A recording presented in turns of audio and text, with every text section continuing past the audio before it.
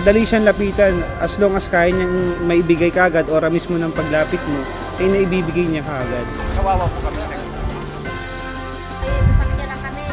Kung hindi po dahil sa tulong nila kay Espireta, hindi po ako makakatapos ng pag-aaral at hindi ko makakamit ang mga gusto ko sa buhay. Basta't ikaw ay bata, gusto mo makapag-aral, wala akong pipiliin. Pumapasa kahit matalino o pangkaraniwang bata. Kapag dapat tulungan, gustong makatapos, tutulungan natin. Yung ginagawa niyang proyekto, para sa lahat, hindi para sa isa.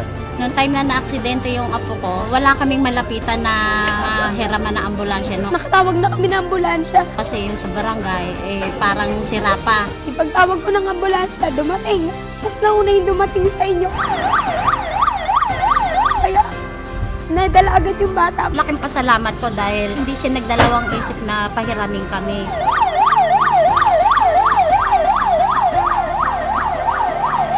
Nung nangarap si Kuya Laki na magkaroon ng ambulansya, natupad niya yon. Kapag bayan ang may gusto, bayan ang masusunod. Yan, magandang araw, Luzon, Visayas at Mindanao at sa ibayong dagat na nakikinig sa ating palatuntunan, Sagip Kapwa. Kasama ko po dito ang aking kapatid sa pamamahayag na si Mystica at sa ating mga kaibigan po, dyan po sa Eastern Samar, maupay nga adlaw ating atanan, dyan po sa Cebu, maayon udto, at sa atin dito po sa Metro Manila, magandang araw po sa ating lahat.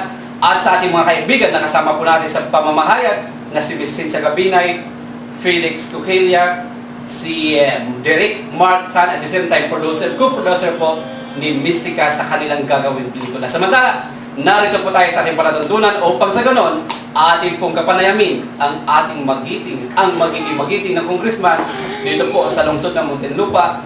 Walang iba po, si Congressman Ermi Laki Espinita. Ayun, mga kaibigan, napakasarap po dito dahil mismo kami po ang dumayo sa napakagandang tahanan, pero office po, ayan. Parang tahanan na rin ng Muntinlupa kasi nandito po ang ating congressman ngayon sa mismong pinaka-office po niya at nandito po kami para bigyan naman po siya ng interview. Malalaman po natin ang mga ibang mga plano po ni Congressman at kung ano po ang maitutulong niya sa ating mga kababayan.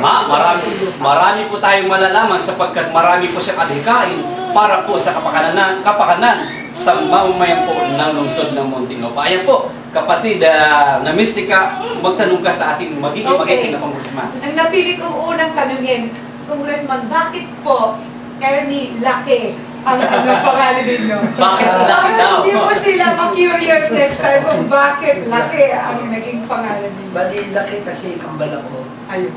Yung pangalan ako, mas malaki ako doon sa kambal. Ayun. Eh, nung time na yun, yung family, wala kaming pera. Hindi pa uso yung ultrasound. Hindi alam ng nanay ko, nakambal. Ayun. So, yung pangalan na pin-repair niya, hindi magiging pare. Kumbaga, pang isang tao lang. Ayun. Kaya nung ipanganak ako, siyempre naman, that is May 20, 1976, yun yung kauna-una ang bagyo na nagpabaha sa Pilipinas. Ayun. Kaya nung time na yun, nataranta nanay ko, siyempre. Ayun. Dalawa. Iba kasi ang iniisip nila. O at least mawala na yun sa isip nila, bakit? Bakit Laki? Yan talagang iniisip nila. Talagang number one na pumasok sa mga isip ng ating mga babayan, ang word na Laki. Okay. Speaking of Laki naman, sa laki po ng Muntinlupa, paano nyo po mabibigyan ito ng panahon o kay attention? Dahil I'm sure po na sa dami-dami naman po ng pagkakaabalahan nyo, especially business, pamilya, o kaya iba't ibang mga bagay po, paano nyo po mabibigyan ng pansin o kaya ng attention? Well, maganda po yung tanong ninyo. Ito po ay para sa kaalaman po ninyo na kami po bilang tunay na lihito ng taga-Muntinlupa. At tulad na nabanggit ko, pamilya namin ay nagmula sa hindi maayos na mayamang pamilya, ika nga, ay nagsumikap sa lungsod ng Muntinlupa. Sumikap, umusbong, guminhawa kahit papano ang buhay namin sa malinis, maayos na paraan. Kaya ang aming pong mga negosyo ay dumami at patuloy na lumago sa lungsod ng Muntinlupa. At kami po ay 6 na magkakapatid. May kanya-kanya po kami mga negosyong hinahawakan, hindi nga aking mga magulang. At naniniwala po ako, siguro, Ako naman, sa pamamagitan ko, utang na loob po ng aming pamilya ang anumang ginawa na aming pinamasa sa lungsod ng Muntinlupa. At naniniwala po ako na anumang ganda ng pangarap namin dito sa Muntinlupa ng aming mga anak ay maging mabuti.